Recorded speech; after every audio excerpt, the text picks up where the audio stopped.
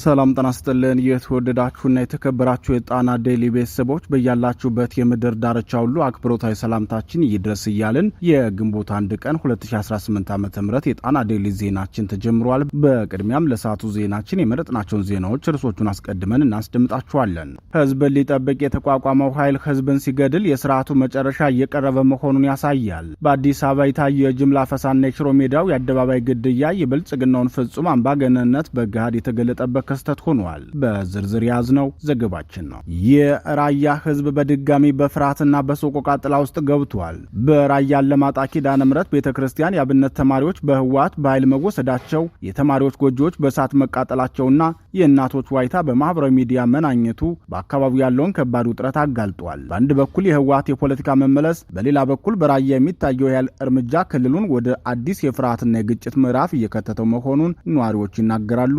ይደመጣል። በትግራይ የፖለቲካ ፍጥጫ ወደ አዲስ እና አሳሳቢ ምዕራፍ ተሸጋግሯል። ደብረ ጽዮን ቢሮ ሰብረው ወደ ስልጣን ሲመለሱ የብልጽግናው የጦር ጀቶች በመቀሌ ሰማይ ላይ አንዣበዋል። በአንድ በኩል የስልጣን ወረራ፣ በሌላ በኩል የጦር ኃይል ማሳያ ትግራይ ዳግም ወደ ከባድ የፖለቲካና የደህንነት ቀውስ እየተገፋች መሆኑን ያመላክታል። በሰዓቱ ዜናችን በዝርዝር ይዘነዋል፣ ተሰሙታላችሁ። ዓለም በአዲስ የጂኦፖለቲካ ምዕራፍ ውስጥ ገብታለች።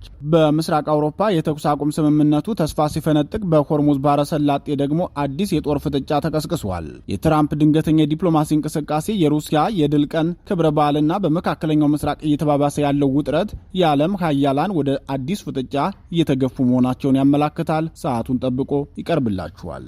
የተወደዳችሁና የተከበራችሁ የጣና ዴይሊ ቤተሰቦች እነዚህን እና ሌሎች ዜናዎችንና የትንታኔ ዘገባዎችን ይዘናል። እስከ ዜናችን ፍጻሜ ድረስ አብራችሁ እንድትቆዩ በአክብሮት እየጋበዝን ወደ ዝርዝሩ እናልፋለን።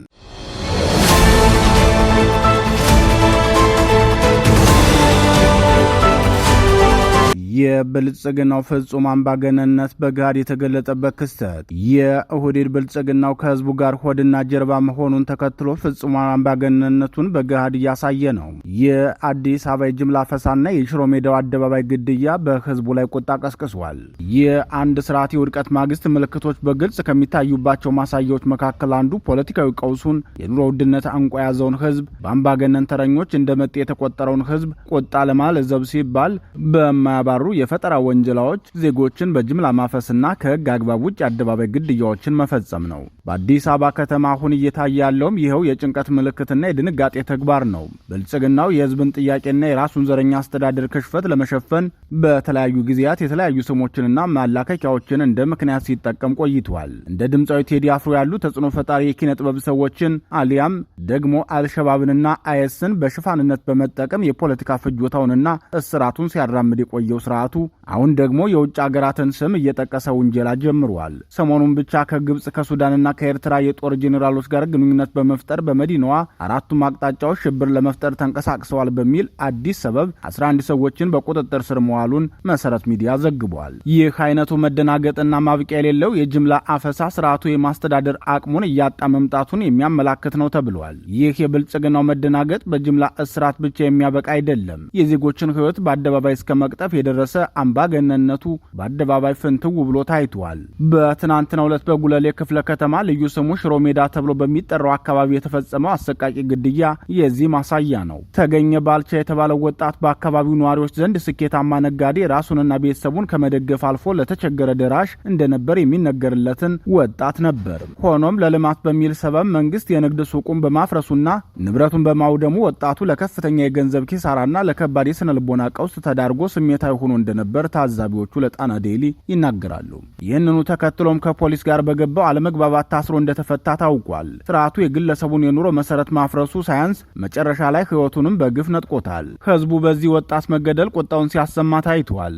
ሚያዝያ 29 ቀን 2018 ዓ.ም ወጣት ተገኘ ከጓደኞቹ ጋር በተለመደው ስፍራ ተቀምጦ ሳለ በፓትሮል መኪና የመጡ የኦህዴድ ብልጽግናው የጸጥታ አካላት ለጥያቄ ትፈለጋለህ በሚል ወደ 02 የፖሊስ ጣቢያ ወሰዱት። በጣቢያው በር ላይ ሲደርስ ቀደም ሲል ከወጣቱ ጋር ጸብ ነበረው የተባለው ረዳት ሳጅን ማቴዎስ ተመቸው የተባለ የፖሊስ አባል ክላሽንኮቭ ጠመንጃውን በማውጣት ወጣቱን በ4 ጥይቶች ደብድቦ በአደባባይ ሕይወቱ እንዲያልፍ አድርጎታል። ግድያውን የፈጸመው ፖሊስም ወዲያውኑ ከአካባቢው ተሰውሮ እንደነበር ከነዋሪዎቹ ጣና ዴይሊ ያጣራ ሲሆን የአዲስ አበባ ፖሊስ ዋና ጠቅላይ መምሪያ ባወጣው መግለጫ ረዳት ሳጅኑን በቁጥጥር ስር አውየዋለሁ ብለዋል። የፖሊስ አባሉ የፈጸመው ድርጊት ፍጹም ተቀባይነት የሌለው ኢሰብአዊና ተቋሙን የማይወክል ነው ሲል ሊያስተባብለው ያልቻለውን ወንጀሉን አምኗል። ሆኖም የፖሊስ መግለጫ የቱንም ያህል ድርጊቱን ቢያወግዝም በቴዲ አፍሮና መሰል ሰበቦች ከሚደረገው የጅምላ አፈሳ ጀምሮ የውጭ ኃይሎችን ያመካኙ እስከሚፈጸመው ስርዓት እንዲሁም እስከ ሽሮ ሜዳው የአደባባይ ግድያ ድረስ ያለው ሰንሰለት የሚያሳየው አንድ ሀቅ አለ።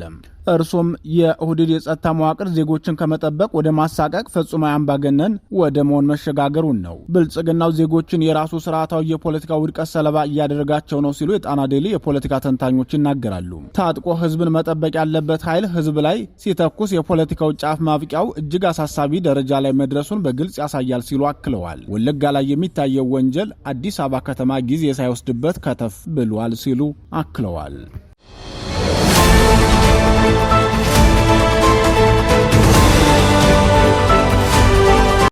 የራያ ህዝብ ሰቆቃ በብልጽግናው ይሁንታ ዘው ብሎ ገብቶ ራያን የተቆጣጠረው ህወሓት ወጣቶችን እያፈሰ መውሰዱን ቀጥሎበታል። በራያ አላማጣ ከተማ ኪዳነ ምሕረት ቤተክርስቲያን የሚገኙ 50 የአብነት ተማሪዎች በህወሓት ታጣቂዎች ታፍሰው ተወስደዋል ያሉት ምንጮቻችን ጃሃን በሚባል ሰፈር ከፍተኛ ድብደባ ተፈጽሞባቸዋል ሲሉ ተናግረዋል። የህወሓት አርሚ 24 ታጣቂ ወደ ቤተክርስቲያኑ ዘልቆ በመግባት የአብነት ተማሪ ጎጆዎችን በእሳት ማቃጠላቸው አነጋጋሪ ሆነዋል። በአማራ ህዝብ ላይ ቋሚ የመከራ ምንጭ የሆነው ህወሓት ባገኘው አጋጣሚ ሁሉ አማራን ማጥቃት ቋሚ ተግባሩ መሆኑን ያሳየበት ድርጊት ነው የተፈጸመው ሲሉ የአካባቢው ነዋሪዎች ገልጸዋል። በማህበራዊ ሚዲያ ሲዘዋወር የነበረው ከፍተኛ የሆነ የእናቶች ዋይታና ጩኸት የሚሰማው ኪዳነ ምሕረት ቤተክርስቲያን ከቃጠሎ ለመታደግ ያሰሙት ጩኸት ነበር ተብሏል።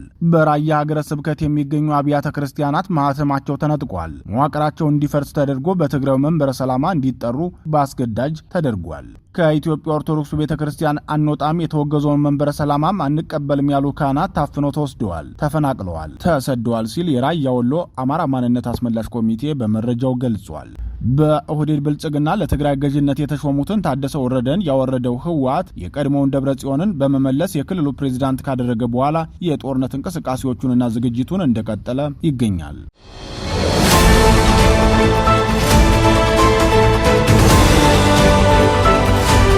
በትግራይ ያለው ውጥረት አይሏል።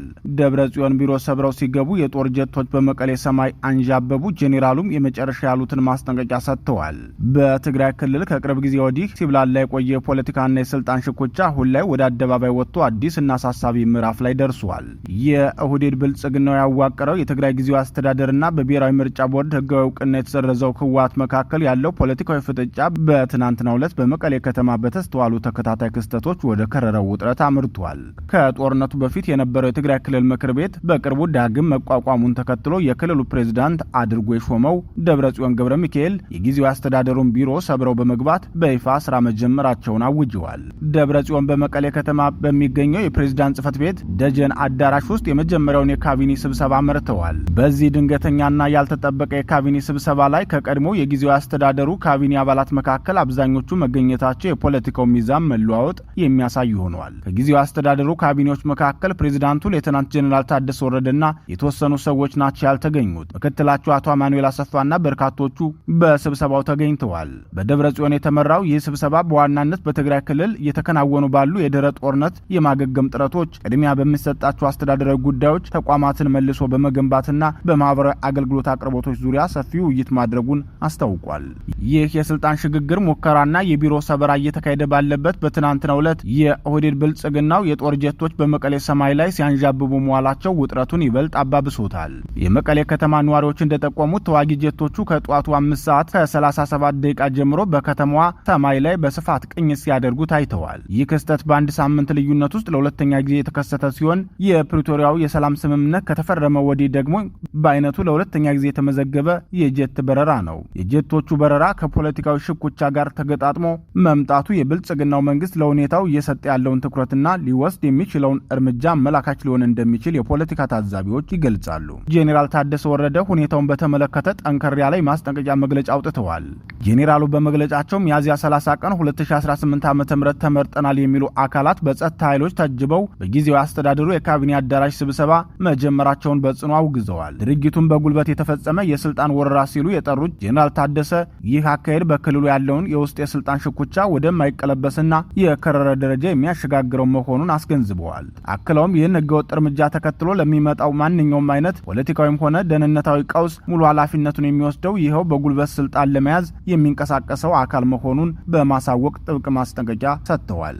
በትግራይ ክልል በአንድ በኩል በብልጽግናው መንግስት እውቅና ያለው ጊዜያዊ አስተዳደር፣ በሌላ በኩል ደግሞ ህጋዊ እውቅና የተሰረዘው ነገር ግን የፖለቲካ መዋቅሩን ተጠቅሞ ስልጣን ለመቆጣጠር የሚንቀሳቀሰው ህወሓት የፈጠሩት መፋጠጥ ክልሉን ወደ አዲስ የፖለቲካ ቀውስ እያስገባው ይገኛል። የብልጽግናው ተዋጊ ጄቶች ማብረርና የውስጥ የጸጥታ ኃይሎች መከፋፈል የፕሪቶሪያውን የሰላም ስምምነት አፈጻጸም ክልሉን ዳግም ወደ ለየለት ቀውስ ይከተዋል ተብሎ ይጠበቃል።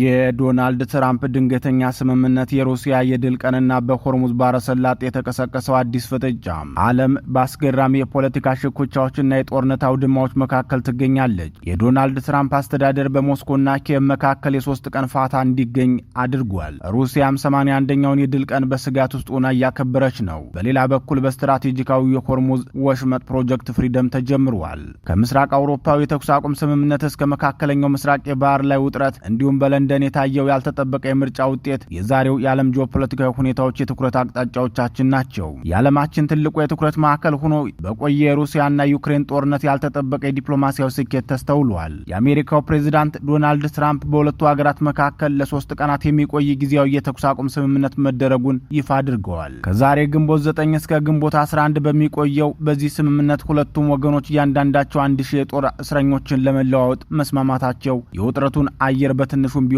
እንዲረግብ አድርጎታል። ይህ የዲፕሎማሲ እርምጃ በተሰማበት በአሁኑ ወቅት ሩሲያ በሁለተኛው የዓለም ጦርነት ናዚ ጀርመንን ያሸነፈችበትን 81ኛ ዓመት የድል ቀን በሞስኮ ቀይ አደባባይ በታላቅ ወታደራዊ ሰልፍ እያከበረች ትገኛለች። ይሁን እንጂ የዘንድሮ ክብረ በዓል የጦርነቱን ጫና በግልጽ በሚያሳይ መልኩ ከዩክሬን ሊሰነዘሩ ይችላሉ በተባሉ የድሮንና የሚሳኤል ጥቃቶች የደህንነት ስጋት ምክንያት ከሞስኮ ውጭ ባሉ ሌሎች የሩሲያ ከተሞች የሚደረጉ ዝግጅቶች በከፍተኛ ሁኔታ እንዲቀንሱ ተደርጓል።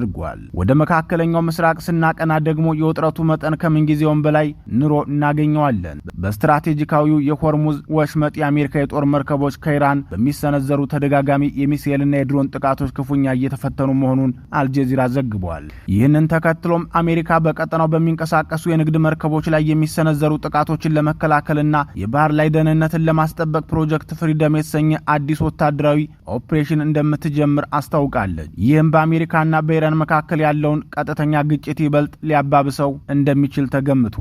በተመሳሳይ በቀጠናው ሌላኛው ጫፍ በእስራኤልና ሊባኖስ ድንበር ያለው ግጭት ተባብሶ ቀጥሏል። እስራኤል በደቡባዊ ሊባኖስ በፈጸመችው ከባድ የአየር ጥቃት ቢያንስ 21 ሰዎች መገደላቸው የቀጠናው ጦርነት ይበልጥ እንዳይሰፋ እና ወደ አጠቃላይ ጦርነት እንዳያመራ ያለውን ስጋት አባብሶታል። ከጦርነትና ወታደራዊ ግጭቶች ባሻገር በፖለቲካው መድረክ በዩናይትድ ኪንግደም የተካሄደው የአካባቢው ምርጫ ያልተጠበቀ ውጤቶችን አስተናግዷል። የጠቅላይ ሚኒስትር ኬር ስታርመር የሌበር ፓርቲ ከፍተኛ የድምፅ ብልጫ በማጣት ተቀባይነቱ መፈተኑ ሲገለጽ፣ በአንጻሩ የናይጀል ፋራጅ ፓርቲ ድምፁን በከፍተኛ ሁኔታ በማሳደግ የብሪታንያን የፖለቲካ ሚዛን እያናወጠ ይገኛል። ይህ የምርጫ ውጤት የአውሮፓውያንን ተለዋዋጭ የፖለቲካ አቋምና የቀኝ ዘመን ፖለቲካን መነቃቃት በድጋሚ ያረጋገጠ ሆኗል። በአጠቃላይ ሲታይ የአሁኑ ዓለም አቀፍ የጂኦፖለቲካ ገጽታ በአንድ በኩል በተስፋ ሰጪ ዲፕሎማሲያዊ እርምጃዎች፣ በሌላ በኩል ደግሞ በማያባሩ ወታደራዊ ሽኩቻዎችና ፖለቲካዊ ለውጦች የተሞላ መሆኑን ያሳያል።